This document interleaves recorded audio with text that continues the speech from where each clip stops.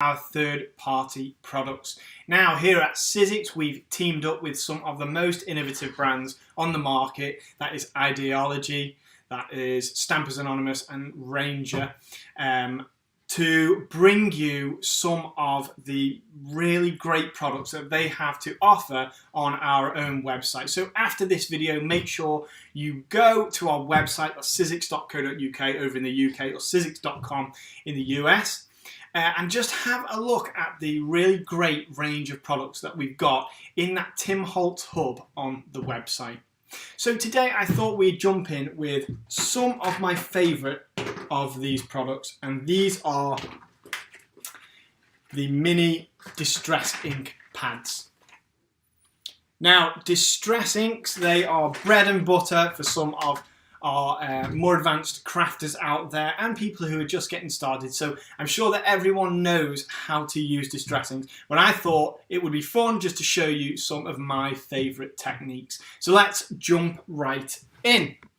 I will angle you down so that you can see exactly what I'm doing. Now you can see that I've pre-cut some squares of card, but I've also backed them with some of our Sizzix adhesive sheets. And you're going to see why soon. It's because I'm using, this is one of my favourite dies from chapter 2, this is floral card fronts. Now you can see that we've got these really intricate shapes. This is a mask die, it's something that you can just cut out and put on the front of a card, and there you go, it's done. They always look fantastic. But to save you adding tiny bits of adhesive to the back of these dies before you are adhering them to your card fronts, it's going to be really, really easy if you just add a bit of our adhesive sheet on the back. I'm going to show you how to do it now, just so everybody knows what we're doing. So you take a sheet of card, you peel off the backing of the adhesive sheet there, and then you take this sticky side and you apply it to your cardstock there. You just rub over the top. Now this is ready to either trim down or put straight through the big shot. What you're going to do is you will take one of the dies, add it to the top, feed it through the big shot, and then it comes cut with the adhesive on the back there. And when you're working with these really intricate shapes, having that whole surface with the adhesive layer is going to make things much, much easier. So that's why I've done that. So worth mentioning, the adhesive sheets are amazing. So let's get into it now. I'm not going to do anything fancy card making wise today because I just want to focus on these inking techniques. I've brought with me my little blending mat here. And as I say, these sheets of white card. Now when you're using these inks, people may know we've got distress inks and then we've got distress oxides. So if I was inking on something darker and I wanted to show it up, I might go with the oxides. These are distress inks. I love to use them on white. You can also use them on ivory or off-white, things like that. Or just to, you know, highlight corners in bits like that. But we'll focus on that in another video. Today, I just wanted to show you my favourite technique. So let's get started. I'm going to take, so I've chosen today mustard seed, worn lipstick, broken china. I love broken china. This is one of those blues that's almost headed towards turquoise, but not quite. It's just in that great area there. And then we've got cracked pistachio. And that's it. So I've only chosen those 4 inks today because they do come in packs of 4, the minis, like these.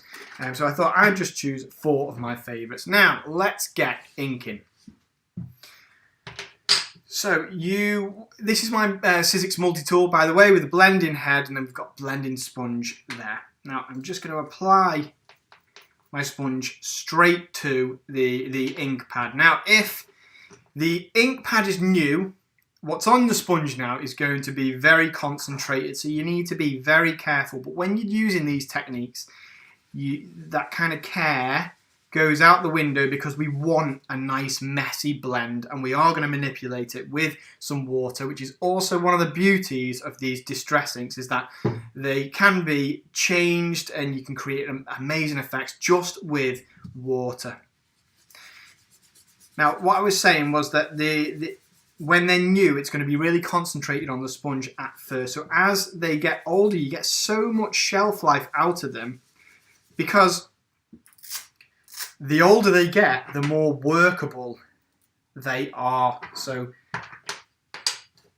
the blend's really lovely when you get a nice kind of really worn one. It's just a different effect, really. So I'm just going to add some of this cracked pistachio here. I'm not going to ink this whole surface because I'm going to be die cutting from it. But I just wanted to show you the kind of blends that we can create. Now have a look at this. Look how that lovely bright yellow is blending into the green there. And that's the beauty of these distress inks with an inking sponge and the multi-tool. So I go in a circular motion. I don't apply too much pressure. We want to just keep adding until we're happy with the opacity of the inked surface there. You don't need to press down hard. You can just keep adding and adding, because you can always add more, but we can't take it away. So I'm going to put some blue in here. This is that lovely broken china colour.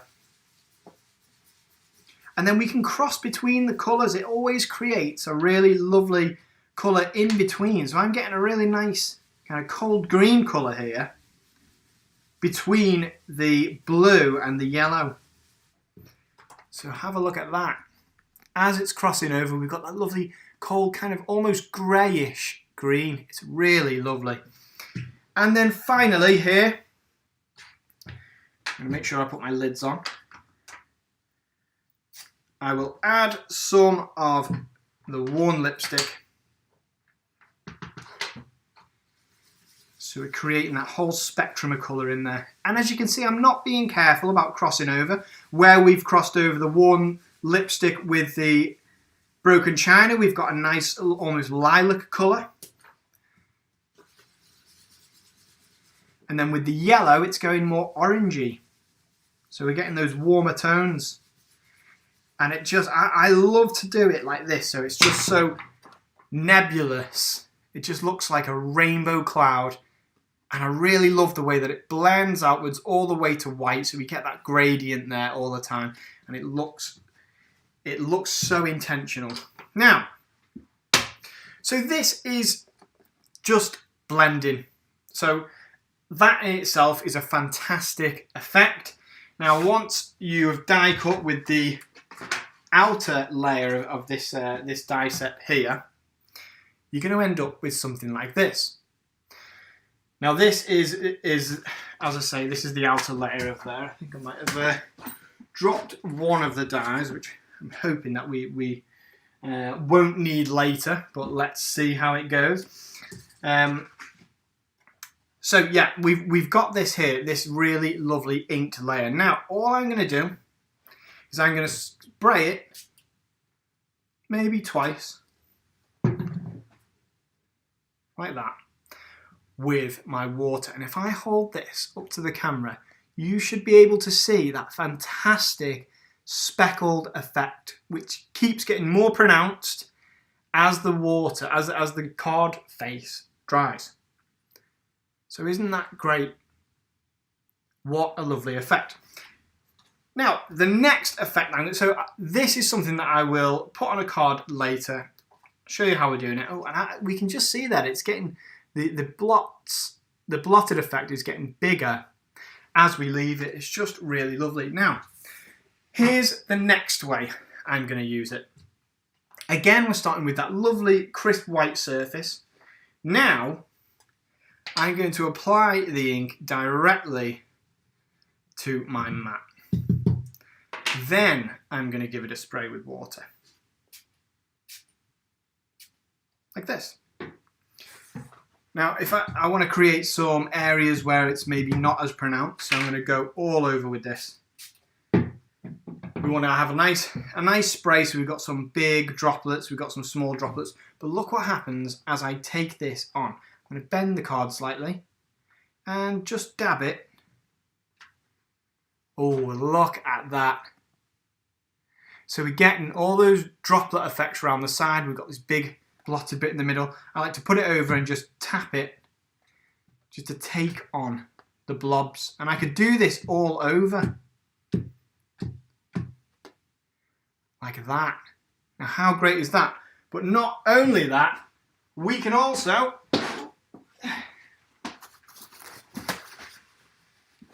wipe them straight off again because they are water soluble. I've got a bit on my table there, but it's okay because I can wipe it off with water. Another great thing about distress inks. And then I'm going to come in with a different colour. So I'm going to try this The Worn lipstick to the same effect there. Give it a spray. I've got some really big blots on there now. And just take on some of that. So this is not, it's not a science here. This is something that you can just have a go mad, go crazy, have loads of fun with it. Keep adding colours until you're happy with that really great effect. So, luckily I found the die cut piece that I lost earlier. It was always in the back of my mind as the video was going. I'm going to need that later, but so happy I found that. I'm going to come in with just a bit of the cracked pistachio, and then I'm going to add some of the broken china as well. So a spray, and let's take some more of that on. So we're just getting a hint there of those colours.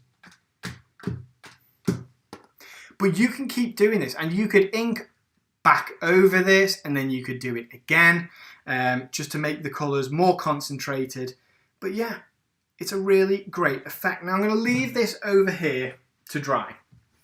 And what I'm going to do, I'm going to come back to the piece that I cut out earlier. I'll give it that spray. And then we're going to run through the Big Shot machine this die set. So let me bring on my Big Shot.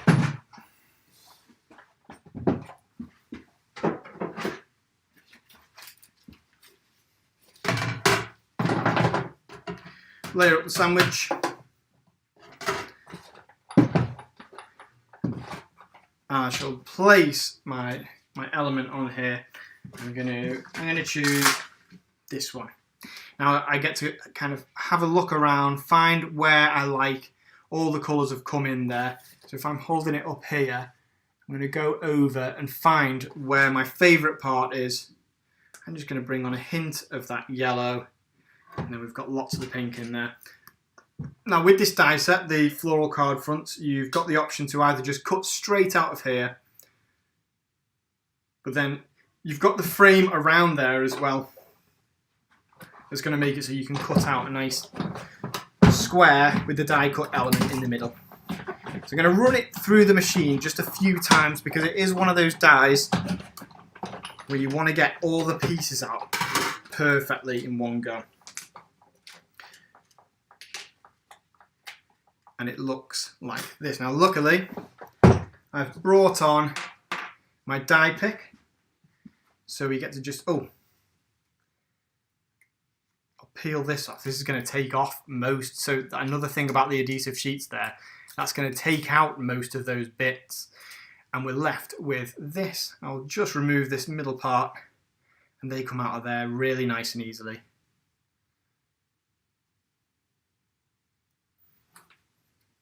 I'll move this to one side,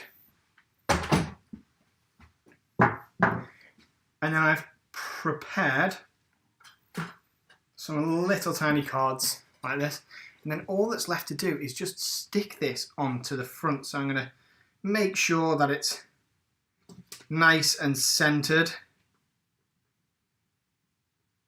and because I used the adhesive sheet earlier, that's made it so I don't have to apply adhesive.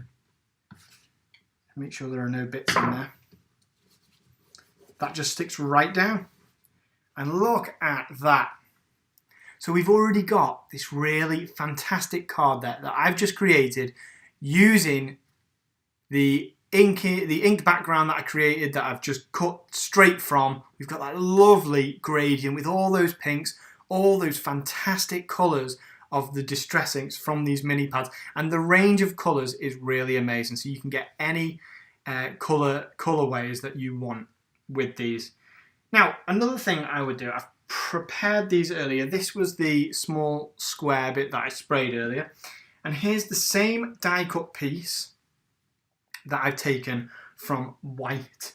Now, with this piece, I have forgotten to add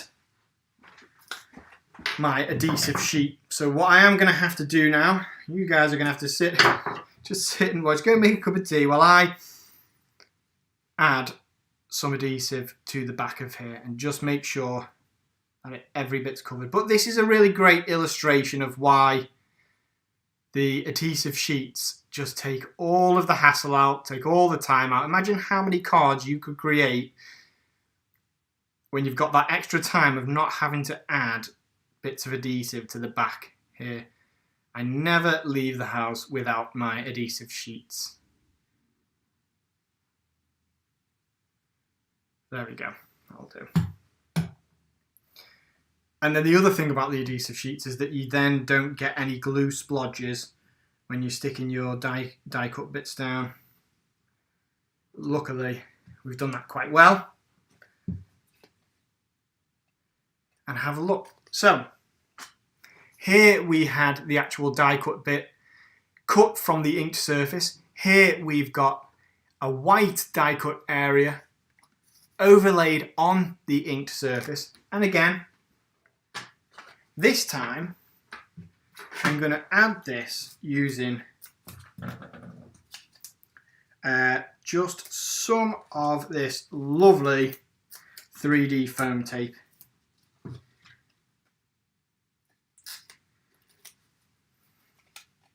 And that's going to create a little bit of dimension just to add that tiny bit of extra sophistication to the card make. Like this.